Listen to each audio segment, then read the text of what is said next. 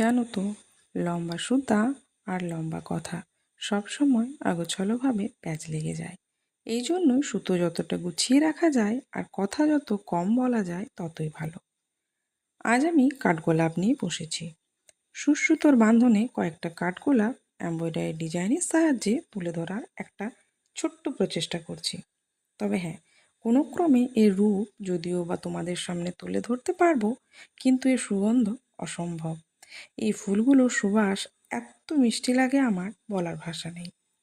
আমাদের এখানে কাঠগোলাপগুলোকে টগর ফুল বলে। এর নানান রং হয়, সেই বিভিন্ন রঙের মধ্য থেকে একটা মিষ্টি রং আমি বেছে নিয়েছি। হলুদ আর হালকা গোলাপি রং দুটোর কম্বিনেশনটা, আর তার সাথে কয়েকটা পাতাগুলো সাটিন স্টিচটা দিয়ে করেছি, আর ফুলগুলো কাশ্মীরি স্টিচটা দিয়ে। পেটানো বা ভরাট কাজ করার ক্ষেত্রে আমার কাশ্মীরি স্টিচটাই বেস্ট লাগে।